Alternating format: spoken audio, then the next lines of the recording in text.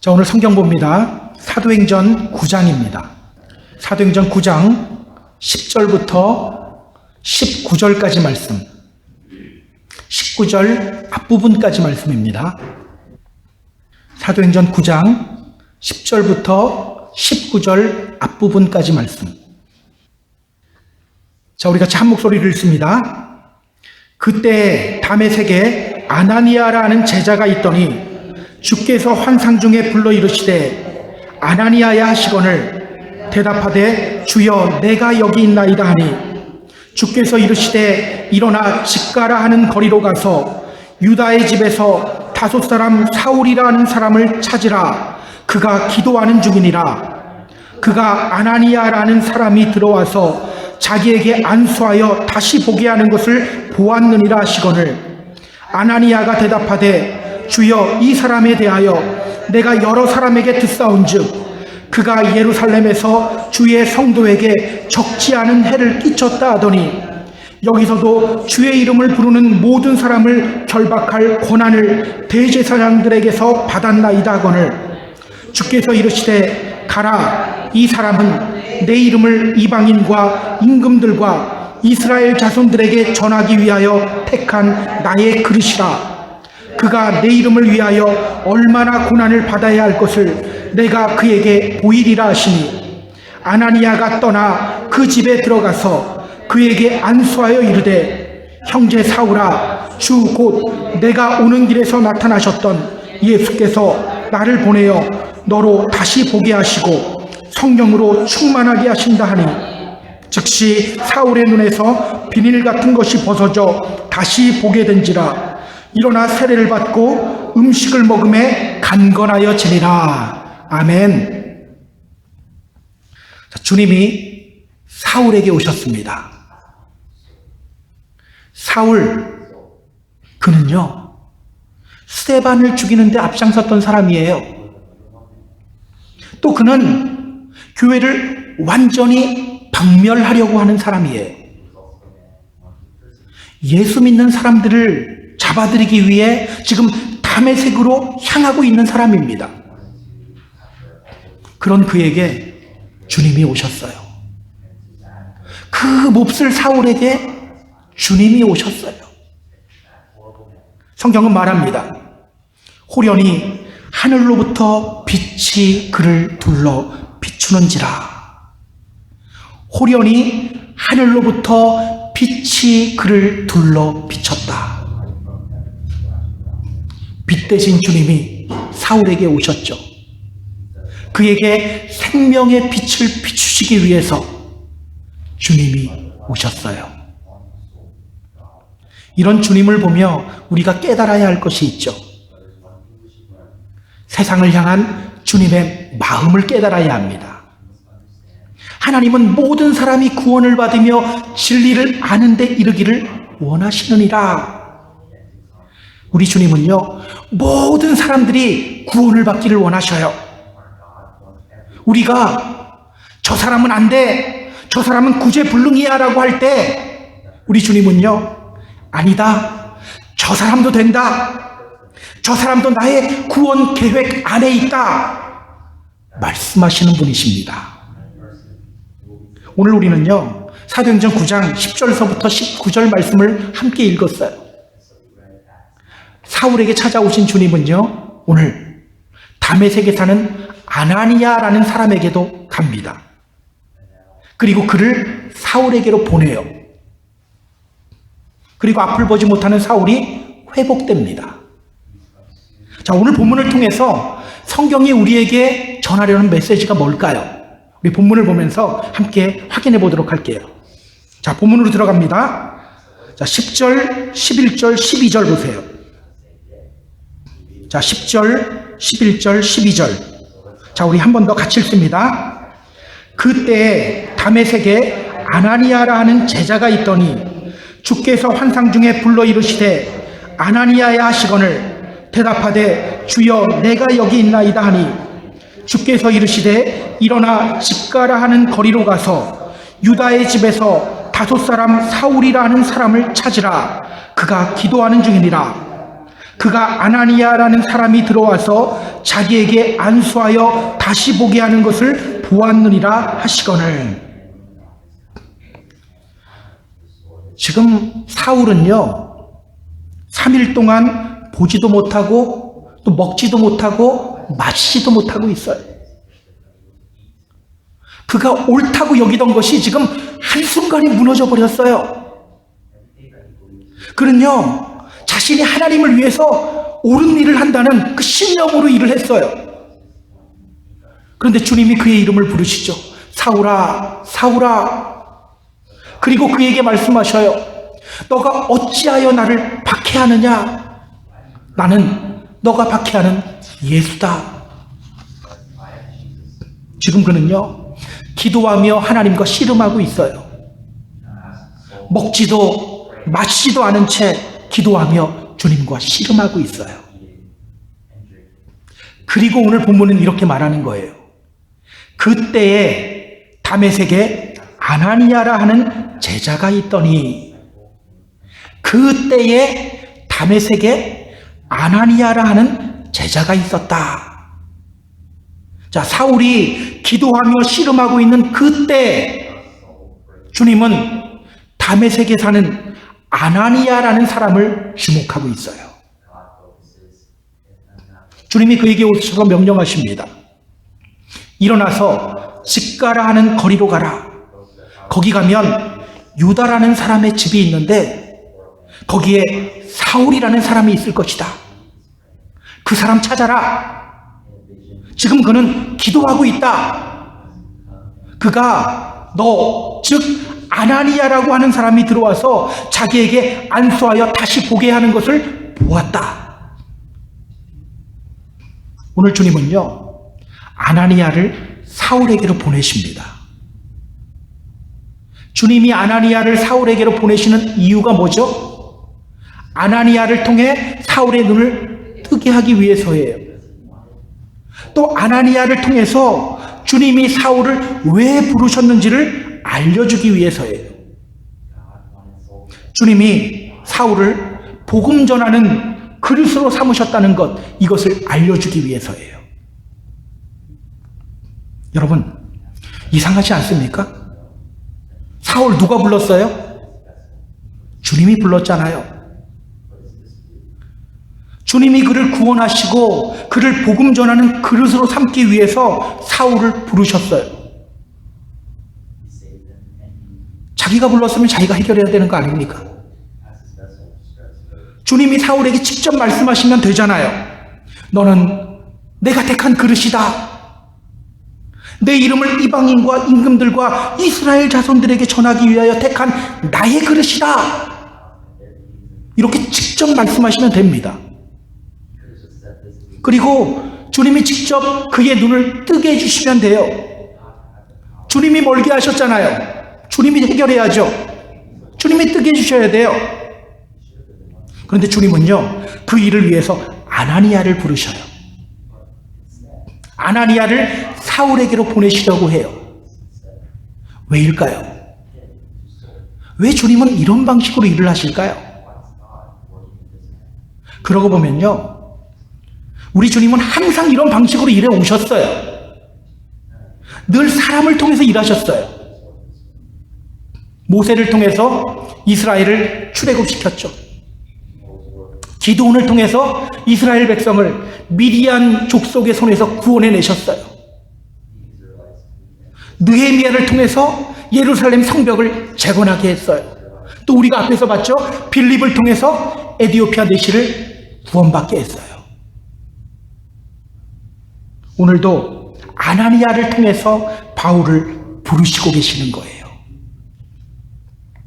기억하세요. 이것이 바로 우리 주님이 일하시는 방법입니다. 우리 주님은요, 인간을 통해서 당신의 일을 하셔요. 당신의 일꾼들을 세우시고 그 일꾼들을 통해서 당신의 일을 하시는 분이 바로 우리 주님이십니다. 여러분 궁금하지 않나요? 왜 주님은 당신의 일꾼을 세우시고 그 일꾼들을 통해서 일하실까요? 왜 주님은 일꾼들을 세우시고 일꾼들을 통해서 일하실까? 하면 더 확실하지 않습니까? 시간도 더 절약될 거예요. 우리 인간은요, 늘 불안하고 흔들리는 존재예요. 그런데 주님은 그런 불안한 인간을 통해서 당신의 일을 하시는 거예요. 왜일까요? 왜일까?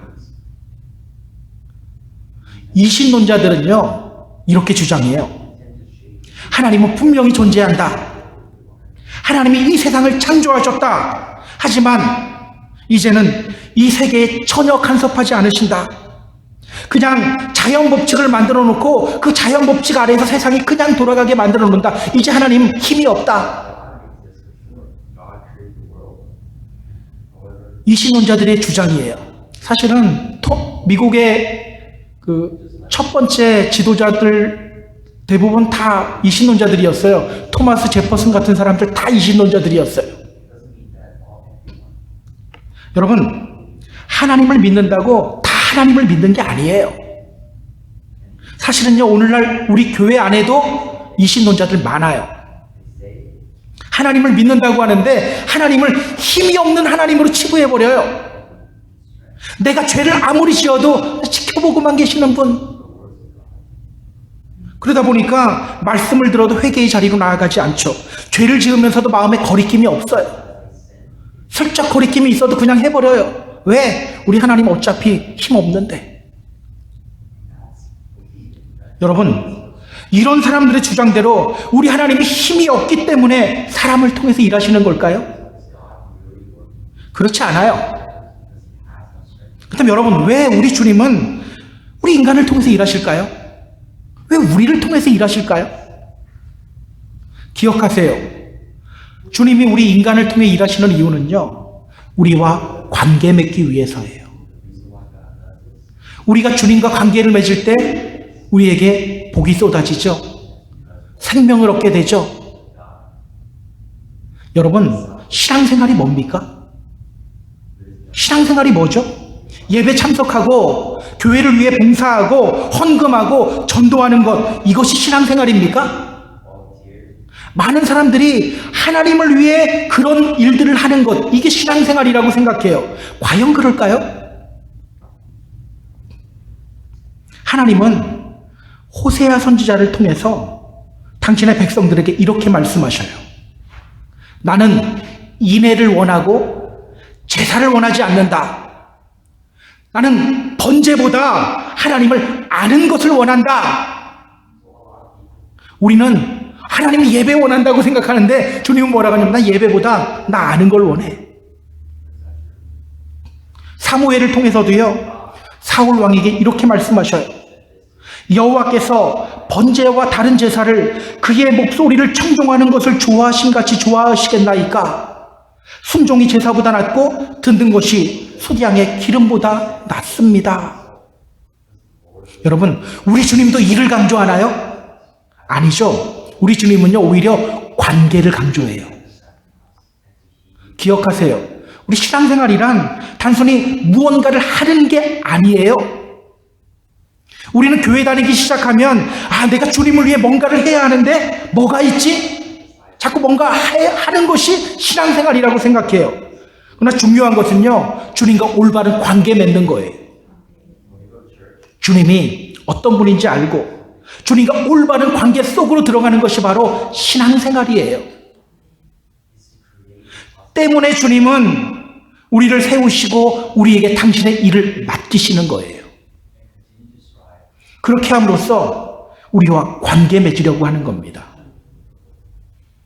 저는 가끔 이런 생각을 해요. 우리 하나님 얼마나 답답하실까? 우리 하나님 얼마나 답답하실까? 우리 일하는 거 가만히 지켜보고 있으면 정말 답답할 것 같아요. 주님이 제가 목회하는 거 가만히 보고 있으면 답답할 것 같아요. 쟤 왜 또 저러냐? 쟤 왜 또 저기서 저런 말 하지?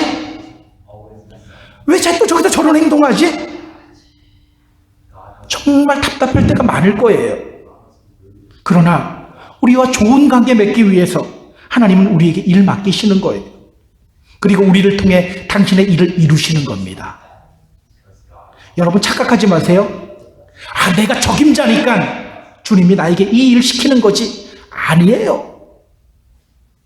나와 좋은 관계 맺기 위해서, 나에게 생명 주시기 위해서 나에게 그 일 맡기는 겁니다. 여러분, 주님의 일을 하다 보면 지칠 때가 있죠. 모든 건 내려놓고 싶을 때가 있어요. 저도 가끔 그럴 때가 있더라고요. 그때마다 기억하시기 바랍니다. 이 일을 통해 주님이 나와 관계 맺기 원하신다. 이 일을 통해서 주님이 나에게 생명 주시기를 원하신다. 곧 이렇게 고백하게 될 거예요. 주님, 내가 여기 있습니다. 나를 써주세요. 그렇게 주님과 깊은 관계 속으로 들어가며 생명력 넘치는 삶을 살아가는 저와 여러분이 다 되었으면 좋겠어요. 자, 주님은요, 당신의 일에 우리를 사용하시는 분이세요. 그런데 여러분, 주님께 쓰임받는 믿음의 성도가 되기 위해서 우리가 기억해야 할 것이 있어요. 다메섹에 아나니아만 있었던 건 아니겠죠? 여럿이 있었을 거예요. 근데 아나니아가 지금 쓰임받고 있잖아요. 주님께 쓰임받는 믿음의 성도가 되기 위해서 우리가 기억해야 할 것이 있어요. 그게 뭘까요? 우리 주님은 어떤 사람을 즐겨 찾으실까요? 어떤 사람에게 당신의 일을 맡기기를 원하실까요? 자, 10절 다시 보세요. 자, 성경은 아나니아를 어떤 사람으로 소개하고 있죠? 자, 성경은 이렇게 말합니다. 아나니아라 하는 제자가 있으니, 성경은요, 그를 제자라고 소개해요. 자, 우리 다른 것도 좀 확인해 볼게요. 잠시 사도행전 22장 12절 보세요. 사도행전 22장 12절. 자, 이 부분은요, 나중에 바울이 아나니아가 어떤 사람인지 소개하는 부분이에요. 자, 바울이 아나니아를 어떤 사람으로 소개하고 있죠? 율법을 따라 경건한 사람으로 거기 사는 모든 유대인들에게 칭찬을 듣는 아나니아.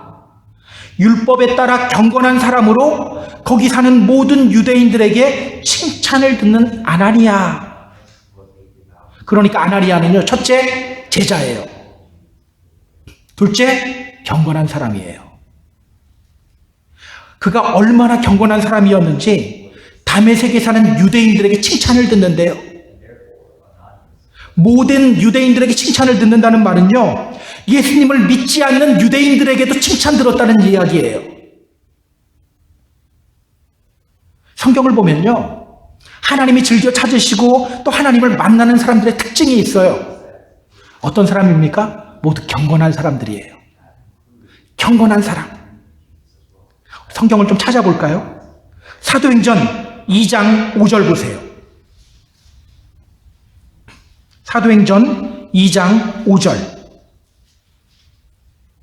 그때 경건한 유대인들이 천하 각국으로부터 와서 예루살렘에 머물러 있더니, 제자들이 성령 충만함을 받았을 때 그 모습을 보고 놀라는 사람들이 있었고요, 또 놀리는 사람들이 있었어요. 자, 놀라는 사람들이 이렇게 말하죠. 우리가 다 각 우리의 언어로 하나님의 큰 일을 말함을 듣고 있다. 이게 어찌된 일이냐? 이렇게 놀라요. 반면 제자들을 보고 놀리는 사람들은 이렇게 말하죠. 그들이 새술에 취했다. 그들이 아침부터 지금 술에 취해 있다. 여러분, 이때 제자들을 보고 놀라며 감탄했던 사람들, 어떤 사람들이었다고 말합니까? 경건한 유대인들, 경건한 사람들이었대요. 성경 한 군데만 더 찾아볼게요. 사도행전 10장 1절 2절이에요. 사도행전 10장 1절 2절. 이 부분은 우리가 나중에 조금 더 자세하게 확인할 겁니다. 자, 하나님이 고넬료라는 사람을 찾아오시는 장면이에요. 자, 고넬료에 대해서 성경이 뭐라고 소개하는지 주목하세요. 가이사랴에 고넬료라는 사람이 있으니 이달리아 부대라 하는 군대의 백부장이라. 그가 경건하여 온 집안과 더불어 하나님을 경외하며 백성을 많이 구제하고 하나님께 항상 기도하더니. 자, 성경은 고넬료가 어떤 사람이었다라고 말합니까? 경건한 사람. 경건한 사람. 오늘 본문의 아나니아 역시 경건한 사람이었다고 성경이 말하죠. 기억하세요. 우리 하나님은요, 경건한 사람들을 즐겨 찾으십니다. 또 경건한 사람들이 하나님을 더 잘 봐요. 경건한 사람들이 하나님의 일하심을 더 잘 깨달아요. 여러분, 하나님께 쓰임받기 원하십니까? 하나님과 깊은 관계를 맺기를 원하십니까? 우리는 경건한 사람이 되기 위해 힘써야 돼요. 그래야 하나님의 좋은 일꾼이 될 수 있습니다. 자, 그렇다면 여러분, 자, 어떻게 하면 경건한 사람이 될 수 있을까요? 어떤 사람이 경건한 사람일까요? 자, 경건이 무엇인지를 알아야 돼요. 경건이 뭐죠? 자, 엄숙하고 근엄하면 경건입니까? 그렇지 않아요. 이 경건과 비슷한 말 중에 거룩이라는 말이 있어요. 자, 거룩. 제가 여러 번 말씀드렸습니다. 거룩이 무슨 뜻이죠? separation, 분리라는 뜻이에요. 세상과 구별된 상태, 세상에 속하지 않고 세상과 구별된 상태가 바로 거룩이에요. 세상에 물들지 않고 주님께 물들어 살아가는 게 바로 거룩이에요. 이 거룩은요, 인간의 성품이 아니죠.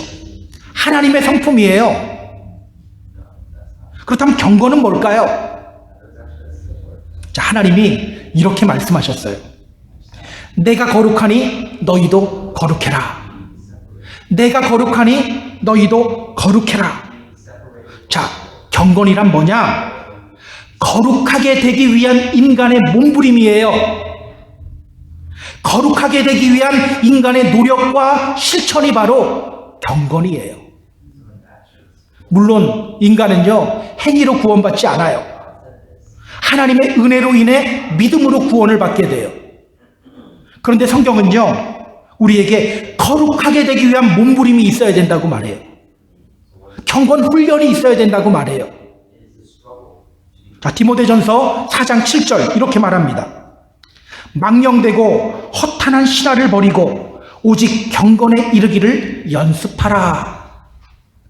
경건에 이르기를 연습하라. 이 영어로 보면 train yourself to be godly 이렇게 표현하거든요. 경건을 연습하라는 거예요. 경건을 연습해라. 그리고 그 다음 절 디모데전서 4장 8절에서는 이렇게 말해요. 육체의 연단은 약간의 유익이 있으나 경건은 범사에 유익하니 금생과 내생에 약속이 있느니라. 경건을 연습하는 것은요, 모든 것에 유익하대요. 운동하며 몸을 단련하는 것은 약간의 유익이 있지만 경건을 연습하는 것은 모든 것에 다 유익하대요.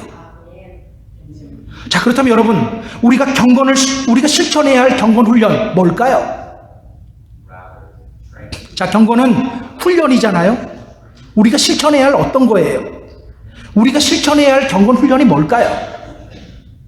자, 디모데전서 4장 5절 바로 그 윗부분에서 이렇게 말해요. 하나님의 말씀과 기도로 거룩하여지니라. 하나님의 말씀과 기도로 거룩하여짐이라. 우리 믿음의 성도들이 실천해야 할 경건 훈련은요, 말씀과 기도입니다. 말씀과 기도. 늘 말씀을 묵상하며 기도하는 자리로 나아가야 합니다. 다시 한번 말씀드리지만 여러분, 말씀을 묵상하고 기도하는 행위 때문에 구원받는 건 아니에요. 그러나 이러한 경건 훈련은요, 우리 믿음 생활에 아주 큰 유익이 됩니다. 자, 오늘 주님이 언제 아나니아에게 오셨죠? 10절에서 보면 이렇게 말하죠. 주께서 환상 중에 불러 이르시되, 주께서 환상 중에 아나니아에게 오셨다. 주께서 환상 중에 불렀다는 것은요, 그가 기도하는 중에 주님이 그의 이름을 불렀다는 거예요. 그가 경건 훈련을 할 때 주님이 그에게 오신 거예요. 여러분, 요즘 교회가 욕 많이 먹죠? 세상 사람들은 왜 이렇게 교회 욕하는지 모르겠어요. 왜 욕먹는지 아세요? 왜 욕먹을까요? 세상 사람들이 악해서? 그 사람들 원래부터 악했어요. 왜 욕먹을까요? 아나니아는 예수님을 믿지 않는 유대인들에게도 칭찬받았잖아요. 우리는 왜 욕먹을까요?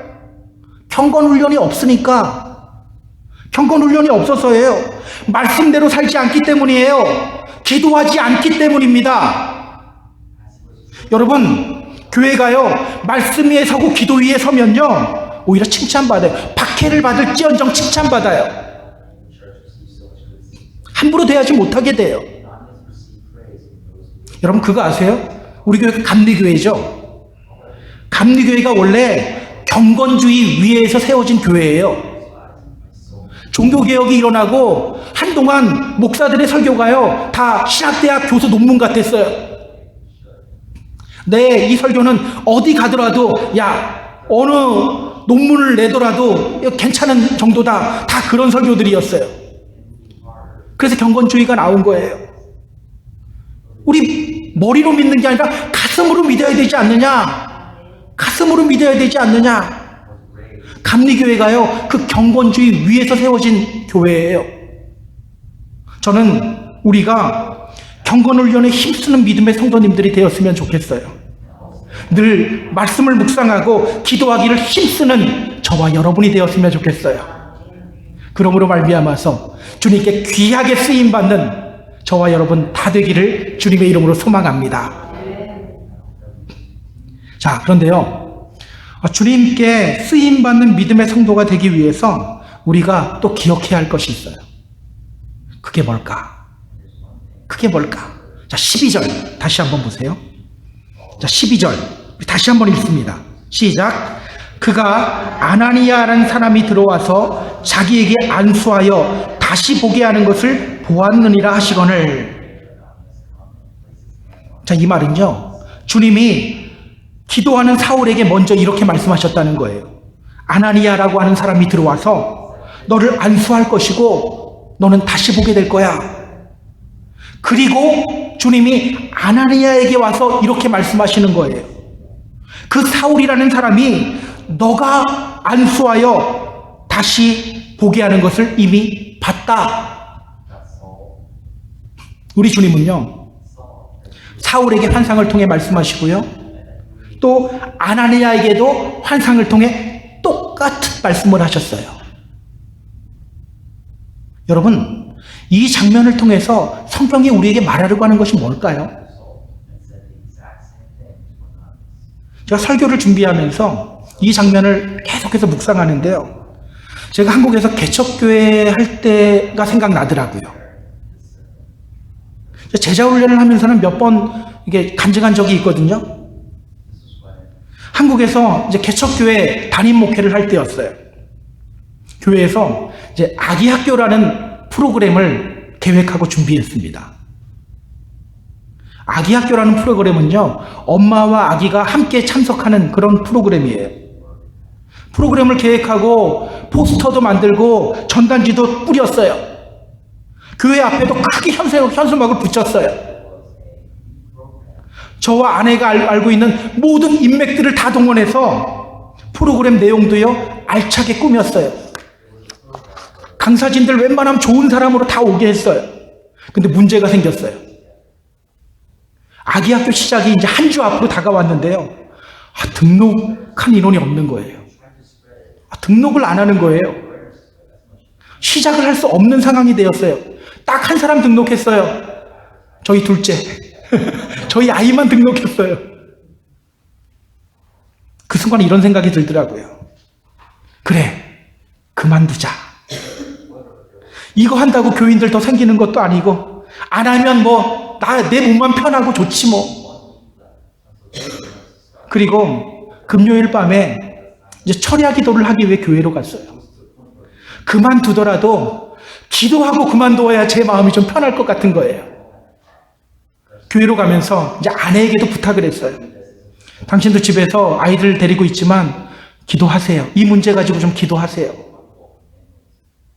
그런데 교회에서 이제 혼자 기도를 하는데 이런 생각이 드는 거예요. 이 프로그램 시작하겠다는 마음 주신 분이 주님이신데 내 마음대로 포기하면 될까? 사실 저는요, 이미 그만두기로 결정하고 기도하기 시작했어요. 근데 자꾸 포기하면 안 될 것 같은 생각이 들어요. 결국 이 프로그램을 그만둬야 될지 시작해야 될지 결정을 내리지 못한 채 다음날 아침이 밝았어요. 무거운 마음으로 집으로 돌아갔습니다. 아침은 먹어야 될 것 같더라고요. 무거운 마음으로 집으로 갔어요. 아침 식사를 하는데 아내가 이런 말을 해요. 여보, 아기 학교를 시작하라는 마음 주신 분이 주님이잖아요. 그러면 그냥 시작하는 게 맞는 것 같아요. 여기서 그만두면 안 될 것 같아요. 등록 인원이 별로 없어도 그냥 시작하는 게 어떨까요? 기도하는데 계속해서 이런 생각이 드네요. 제가 그 소리를 들었을 때 깜짝 놀랐어요. 전날 밤 기도할 때 저에게 들었던 생각이잖아요. 저희가 멀리 있어도 텔레파시가 막 통하고 그런 사이는 아니거든요. 그냥 사랑하는 사이지 텔레파시까지는 안 통해요. 근데 제 아내가 똑같은 말을 하는 거예요. 그때 저는 깨달았습니다. 주님은 우리가 여기서 포기하지 않고 시작하기를 원하시는구나. 그리고 결정했어요. 등록 인원 없어도 한 명이라도 그냥 하자. 어떻게 되었을까요? 잘 되지 않았다면 제가 이 이야기를 꺼내지도 않았겠죠. 시작하는 날 사람들이 와서 등록하는 거예요. 그리고 열매들도 생기기 시작하는 거예요. 여러분, 우리 주님은요, 이렇게 우리 안에서 영적인 일치를 이루게 하시는 분이세요. 그리고 그것을 통해서 당신의 일을 하시는 분이세요. 나 혼자만 주님의 음성을 듣는다? 우리 주님 그렇게 일하지 않으세요. 함께 듣게 하시고 함께 당신의 일을 하게 하셔요. 그렇다면 여러분, 나에게 드는 어떤 생각이 주님이 주시는 생각인지 아닌지 어떻게 알 수 있습니까? 가장 먼저는 성경에 비추어 보면 돼요. 지금 이 생각이 성경적인가 성경적이 아닌가. 그 다음에는요, 같은 믿음의 동력자들, 같이 믿음 생활하는 사람들과 성령 안에서 일치를 이루고 있는지를 보면 되는 거예요. 자, 얼마 전에 저에게 전화가 한 통이 걸려왔어요. 저에게 전화를 하신 분이 이러는 거예요. 예수님이 저에게 오셔서 결혼식 올리자고 했어요. 그래서 예수님과 결혼식 해야 되는데 혹시 목사님이 결혼식 줄에 서 주실 수 있나요? 제가 목사다 보니까 별 전화 다 받아요. 어떤 때는요, 요즘 펜사콜레에 갈치 잡힙니까? 이런 전화도 받아요. 제가 그분에게 어떤 말을 해줬을까요? 먼저 성경적으로 그 생각이 왜 잘못됐는지를 알려줬어요. 그리고 또 이렇게 제가 이렇게 말해줘도 아니, 주님이 나에게 말씀하셨는데 왜 목사님은 그걸 안 하려고 하냐 그러는 거예요. 그래서 제가 이렇게 말해줬습니다. 주님이 저에게는 그 결혼식 줄에 서라고 말 안 해주셨어요. 여러분, 자신만 하나님으로부터 직통 계시 받는다고 주장하는 사람들이 있어요. 이런 사람들이 의외로 많아요. 그런 사람들은요, 자기만 하나님으로부터 직통 계시 받고 다른 사람들은 받지 않는다고 생각해요. 자기만 신령하다고 생각해요. 기억하세요. 사기꾼일 확률이 굉장히 높습니다. 아니면 자기 생각을 그냥 하나님의 명령으로 오해하고 있을 확률이 굉장히 높아요. 여러분, 속지 마세요. 누가 나 하나님이 이렇게 말씀하셨다 그러면 그래, 그럼 속지 마세요. 예전에 다 속았다가 한국에 전쟁 난다 그래서 다 다른 데로 갔다가 머리 긁으면서 다시 돌아왔잖아요. 하나님이 나에게 말씀하셨다. 몇 년도 몇 월 며칠 한국에 전쟁 난다. 사람들이 다 비행기 타고 다른 데로 갔어요. 들어올 때는 이제 머리 긁으면서 들어오는 거예요. 전쟁 안 났으니까. 먼저 말씀에 비추어 보고요. 또 영적인 일치를 이루는지 확인해 봐야 돼요. 예를 들어 볼까요? 어느 날 내 안에 어떤 생각이 들어요. 그것이 주님의 음성인지 아닌지 무엇을 보면 알 수 있어요? 다른 믿음의 동력자들과 영적인 일치를 이루는지를 보면 되는 거예요. 저는 제가 목회하면서 우리 성도님들과 이런 영적인 일치를 경험할 때가 많아요. 이번 주 금요일에도요, 새벽기도 나오면서 제가 보냈어요. 여러분들 가능한 한 지금 안 좋으니까 교회에 오시는 거 한번 고려해 보세요. 교회에서 하지만 여러분들 가능한 한 집에서 하세요. 그리고 이제 와서 있으면서 그 생각을 했어요. 제가 목요일날 설교 준비를 많이 못했거든요. 오늘 기도 잠깐만 하고 빨리 집에 가서 설교 준비해야지 그랬어요. 근데 그 안에, 제 안에 이 마음이 드는 거예요. 그래도 기도는 해야지. 또 그러면 안 되잖아. 근데 그날 두 분이 오시더라고요. 주님이 나보고 기도하라고 하는 거구나. 빨리 집에 가려고 했는데 빨리 집에 가지 말고 기도하라고 하시는 거구나. 여러분, 이런 것들이 다 영적인 일치거든요. 내 안에 어떤 고민거리가 있는데 나는 목사는 몰라요. 알지도 못해요. 근데 말씀을 통해서 그걸 해결하게 해주셔요. 다 이런 것들이 영적인 일치예요. 여러분, 이렇게 영적인 일치를 누리면서 신앙생활하기 시작하면요, 신앙생활이 왜 이렇게 재밌는지 몰라요. 너무너무 재밌어요. 저는요, 오늘 우리가 영들이 주님께 속해 있는지 그렇지 않은지 잘 분별했으면 좋겠어요. 그래야 우리가 주님께 온전히 쓰임받을 수 있게 됩니다. 이상한 데 가서 쓰임받지 않게 돼요. 주님께 쓰임받게 돼요. 다시 한번 말씀드립니다. 우리 주님은요, 나 혼자만 직통으로 계시하지 않아요. 다른 사람에게도 말씀하시고 서로 영적인 일치를 이루게 하십니다. 반드시 기억하시기 바랍니다. 자, 그럼 이제 아나니아가 주님의 명령에 어떻게 반응하는지 우리 확인해 보도록 하겠습니다. 자, 13절부터 17절까지 말씀입니다. 자, 13절부터 17절까지 말씀 같이 읽습니다. 아나니아가 대답하되 주여, 이 사람에 대하여 내가 여러 사람에게 듣사온즉 그가 예루살렘에서 주의 성도에게 적지 않은 해를 끼쳤다 하더니 여기서도 주의 이름을 부르는 모든 사람을 결박할 권한을 대제사장들에게 받았나이다 하거늘 주께서 이르시되 가라, 이 사람은 내 이름을 이방인과 임금들과 이스라엘 자손에게 전하기 위하여 택한 나의 그릇이라. 그가 내 이름을 위하여 얼마나 고난을 받아야 할 것을 내가 그에게 보이리라 하시니 아나니아가 떠나 그 집에 들어가서 그에게 안수하여 이르되 형제 사울아, 주 곧 내가 오는 길에서 나타나셨던 예수께서 나를 보내어 너로 다시 보게 하시고 성령으로 충만하게 하신다 하니. 자, 여러분, 주님의 명령 들었을 때 아나니아의 마음이 어땠을까요? 아나니아 입장에서 한번 생각해 보세요. 교회 전승에 의하면요, 이 아나니아는 예수님이 전도하려고 70명 보냈었죠. 그 70명 파송한 사람 중에 하나였다라고 말해요. 성경에는 나오지 않는 이야기입니다. 전승이에요. 맞을 수도 있고 틀릴 수도 있는 거예요. 그리고 나중에 이 아나니아가 다메섹 교회의 첫 감독이 돼요. 그는요, 다메섹 교회에서 지도자 위치에 있는 사람이에요.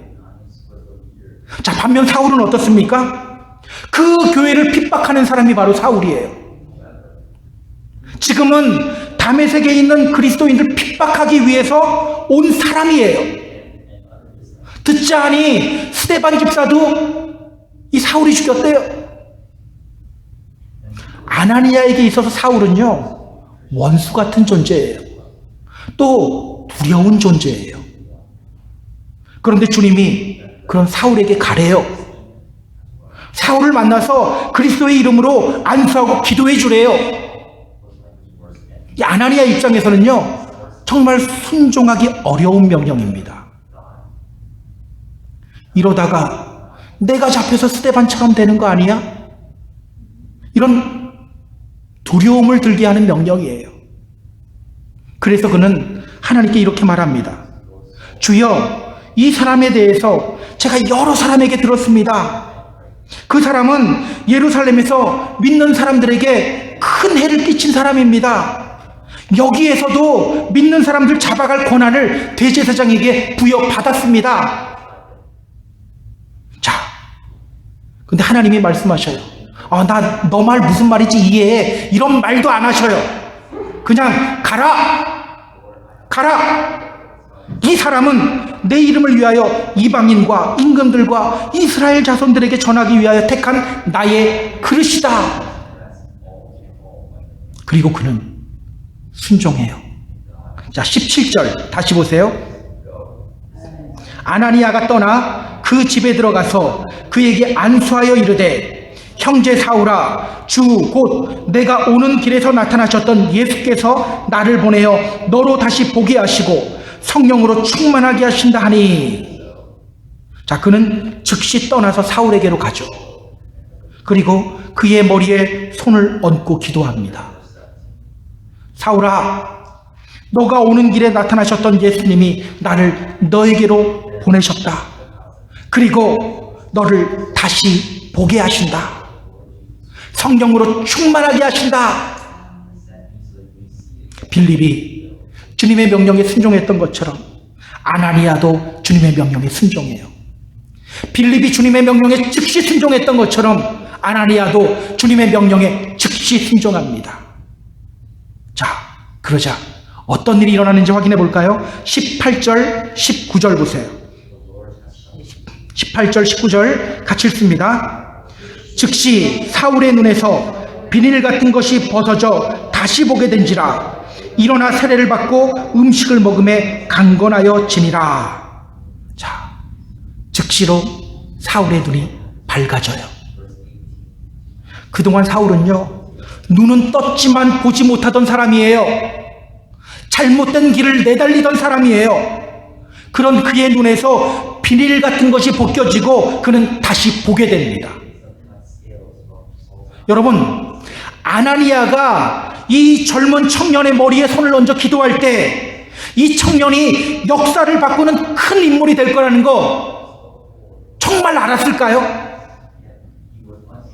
사실은요, 두려운 마음이 훨씬 컸을 거예요. 그러나 그가 자신을 사용하시는 주님의 명령에 순종해서 사울이라는 이 건방지고 강팍한 마음을 가진 청년에게 안수하며 축복해줬을 때 그 청년의 눈이 밝아요. 위대한 그리스도의 종이 탄생하게 됩니다. 저는 오늘 이런 아나니아의 모습이 우리에게 큰 도전이 되었으면 좋겠어요. 바울, 그는 분명 크게 하나님께 쓰임받은 사람이에요.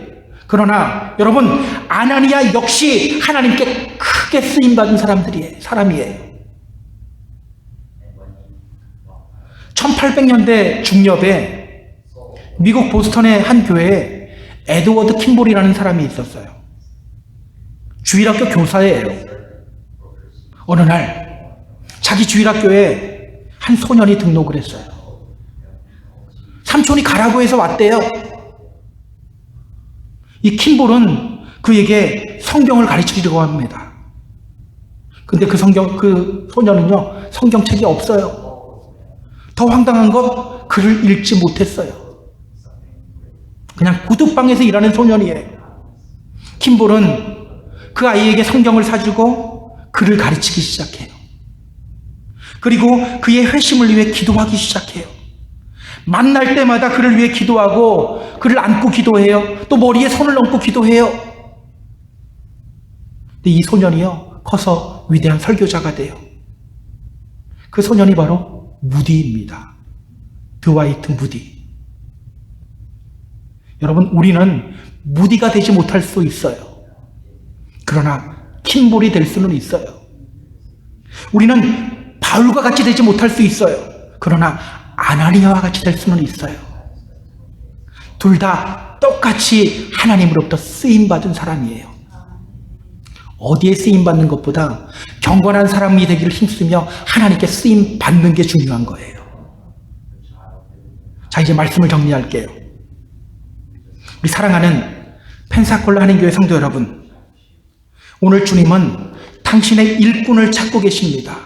왜? 우리와 좋은 관계 맺기 위해서, 우리 살리기 위해서, 우리에게 생명 주시기 위해서 주님은 당신의 일꾼을 찾고 계십니다. 특히 경건한 사람을 찾으십니다. 늘 말씀과 기도로 경건 훈련하는 저와 여러분이 되었으면 좋겠어요. 말씀에 순종하며 하나님께 쓰임받는 믿음의 성도님들이 다 되었으면 좋겠습니다. 그렇게 생명력 넘치는 삶, 주님의 기쁨이 되는 삶을 살아가는 저와 여러분 다 되기를 주님의 이름으로 축복합니다. 축복합니다.